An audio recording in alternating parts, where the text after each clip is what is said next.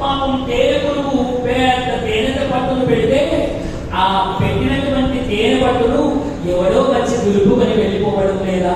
అందులో ఉన్న ఒక్క రవ్వంతైనా తేనెను ఆ తేనె పురుగు తాగుతుందా? అలాగే మనం సంపాదించినటువంటి ఏ రవ్వంతైనా సొమ్మును అనుభవించగా మనం ఇక్కడే వదిలిపెట్టి వెళ్ళాలి. కాబట్టి భూషణ వికాస ధర్మపుర నివాస దుష్ట సంహార నరసింహ దురిత దూర. దుష్ట సంహారుడు ఆయన. దుష్ట సంహారుడు అంటే ఏది సంహారం చేస్తాడు? మనలో ఉన్నటువంటి చెడు గుణాలను దుష్ట సంహారం చేస్తాడు స్వామి. మంచి గుణాలను మనకిస్తాడు ఆ స్వామి. అలాంటి నారసింహుడికి నమస్కరిస్తూ, స్వామి నాకు నీ యందు స్వార్థమైనటువంటి స్వార్థ చిత్తమైనటువంటి భక్తిని నా యందు ఇయ్యవా స్వామి అని దండం పెట్టాలి. అమ్మా, మానవునికి ఇదంతా తెలుసు, ఇదంతా వినడానికి మనకు పాతకదే కదా, ఇదంతా తెలుసు, వెళ్ళిపోయేటాడు ఏం కాదు అని. మన అందరికీ తెలుసండి, మనిషికి 3 వైరాగ్యాలు ఉండాలని శాస్త్రం చెప్పింది. ఏమిటో తెలుసా? శ్మశాన వైరాగ్యము, రెండవది భోజన వైరాగ్యము, 3 కామ వైరాగ్యము. ఈ 3 వైరాగ్యాలు ఎవరికైతే కలుగుతాయో వాడు సాధువు సత్పురుషుడు అవుతాడు. చూడండి, శ్మశాన వైరాగ్యము అని ఎందుకన్నాము?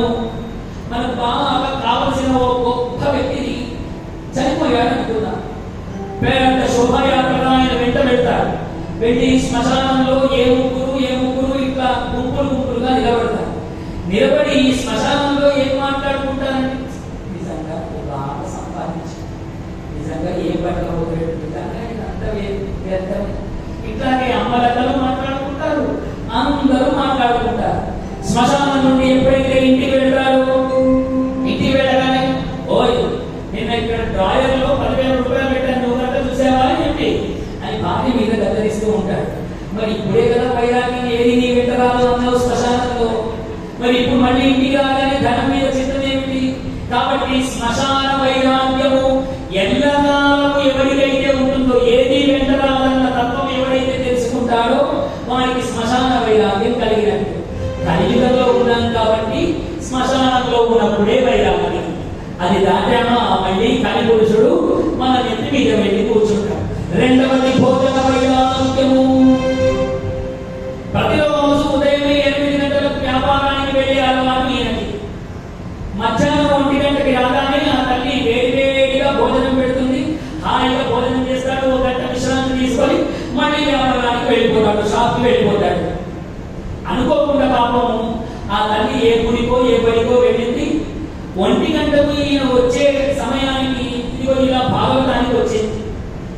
1 గంటకు ఆయన వచ్చే సమయానికి వంట వాడుకులు లేవు. వంట లేక ఆయన ఇంట్లో పొయ్యంతా ఖాళీగా కనిపించింది. ఆయన రానే వచ్చాడు. రాగానే ఏమో బాగా రోజుల కంటే ఎక్కువ ఆకలిస్తుంది నాకు, ఇప్పుడు నాకు భోజనం పెట్టి ఇవ్వన్నారు అని. కానీ ఏమంటే మరి ఆ చోట ఉమామహేశ్వర ఆలయంలో భాగవతం జరుగుతూ ఉంటే 12 అని అన్నారు, రాత్రి 7 అన్నారు, కానీ ఇంకా గొడవడం లేదంటే 8, 9 అవుతోంది. అక్కడ 12 అంటే 1, 2 అవుతోంది. ఇవాళ లేట్ అయిందంటే ఏమనుకోవద్దు, ఇప్పుడే వేడివేడిగా చేస్తానగానే వీడు ఉగ్గురు రూపంతో నాకు రోజు పెట్టే భోజన సమయానికి పెట్టవా అని వాడు ఎంత తీస్తాడు అంటే వాడి కోపం అంతా బావమరుదుల మీదే తీస్తాడు, అత్తగారి మీదే తీస్తాడు. మీ అమ్మ నీకు లేకపోతే ఇది అని మొత్తం ఇదంతా కళ్ళులకు అనుభవమే కదా. నేను కూడా అలా చాలాసార్లు మా మామయ్య చెప్పాను. మైమూనది నేను చెప్పుకుంటున్నాను, మీరు చెప్పుకోవాలి. అందరూ తిట్టేవాళ్ళే. ఈ వీడి ఒళ్ళంతా మండిపోయింది. ఇప్పుడు నువ్వు వంట చేసావా, వంట చేయగానే చేసిన గిన్నెలన్నీ నా ముందు పెట్టు, నీకు ఒక్క బియ్యం మీద కూడా నీకు పెట్టా, నేనే మొత్తం తింటా అంటాడు. పాపం మీ తల్లి ఎన్నో తిట్లు పడి వేడివేడిగా ఆయనకు బాగా ఇష్టమైన గుత్తొంకాయ కూర, అద్భుతమైనటువంటి పప్పు, అన్నము బాగా నెయ్యి వేసి పెట్టింది.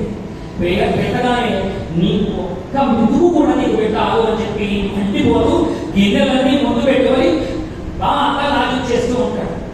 మొదటి మా భోజనం కాగానే నువ్వు కూడా పళ్ళని తెచ్చుకోవడం ఎందుకు అంటే కడుపు నిండిపోయింది.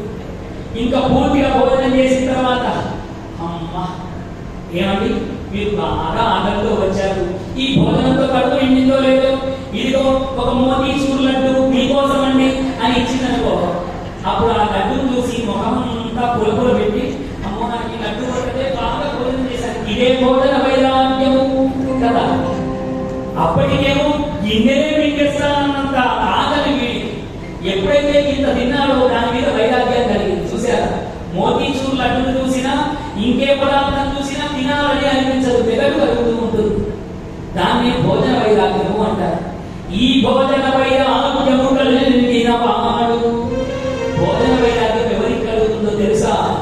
ఋషులు మునులు ముక్కు పట్టుకొని హిమాలయాలలో ఎవరైతే వాయు భక్షణం చేస్తున్నారో తిండి ధ్యాస వాళ్ళకు ఉండదు, కేవలం గాలినే పీలుస్తూ వాళ్ళు జపం తపం చేస్తుంటారు. వాళ్ళు భోజన వైరాగ్యాన్ని పొందినట్టు, వాళ్ళు శ్మశాన వైరాగ్యాన్ని పొందినట్టు. చూడండి, మూడవది కామ వైరాగ్యము. కామ వైరాగ్యం గురించి మనం ఎక్కువ లోతుగా మాట్లాడుకోకపోయినా అందరికీ అర్థమయ్యేటువంటిది. ఎప్పుడైతే స్త్రీ పురుషుల మధ్య ఆకర్షణ కలుగుతుందో ఇంకా ఇది తప్ప లోకంలో ఏమీ లేదు అన్నట్టుగా ఇద్దరు రమిస్తూ ఉంటారు. ఎప్పుడైతే ఆ కోరిక తీరిపోతుందో ఎడమొఖం పొడమొఖం వేసి పడుకుంటారు. ఇది అందరి జీవితంలో సంభవించేది, సిగ్గుపడవలసినటువంటి పని లేదు. కామము తీరగానే కామ వైరాగ్యం కలుగుతుంది.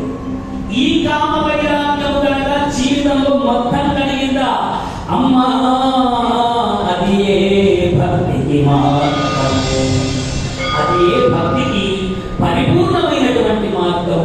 ఇదిగో ఇది తెలియకుండా మానవుడు నేను నా భార్య నా పిల్లలు నా సంసారం అన్న ఈ వైరాగ్యం లేకుండా వాడు కేవలం కేవలం కేవలం ధన సంపాదన కోసం వాడు బ్రతుకుతూ ఉంటాడు. అమ్మా ఇంకొక విషయం చెప్తాను వినమ్మా, అమ్మా నీకు ఇంకో విషయం చెప్తాను వినమ్మా. ఏ భార్య పిల్లల కోసమైతే, ఏ బంధువుల కొరకైతే అందరి చేత బంధువులంతా వీడిని బాగా అద్భుతంగా వ్యాపారం చేస్తారు, అద్భుతంగా సంపాదిస్తాడని అందరూ కీర్తిస్తూ ఉంటే వీడు భుజాలన్నీ ఎగరేసుకుంటూ ఉంటాడు, అబ్బా అందరూ పొగుడుతూ ఉన్నారని. తన భార్య పిల్లల కోసం బంధువుల కోసం ఎంతైతే అధికముగా సంపాదన చేస్తూ ఉన్నాడో, ఎప్పుడైతే వీడికి వృద్ధాప్యము కలిగి శరీరము సహకరించకుండా ఉంటుందో అంతవరకు ఎవరి కోసమైతే సంపాదించాడో ఆ భార్య పిల్లల చేత చీదరింపబడు, ఆ భార్య పిల్లలే వీడిని చీదరించుకుంటారట. 60 ఏళ్ళు వచ్చినాయి, ముసలోడు మూల కూర్చోకుండా ఏం చెప్తున్నారయ్యా అంటారు. ఇదిగో ఈ విషయాలన్నీ తెలియక కాదమ్మా, ఇవన్నీ తెలిసి కూడా మానవుడు ఈ ప్రవర్తనతోనే ఉన్నాడమ్మా. అయినా మానవునకు బుద్ధి రాదు, అమ్మా అయినా మానవునికి మాత్రం బుద్ధి రాదు. ఇదిగో ఇది జరుగుతుందని వారికి తెలుసు.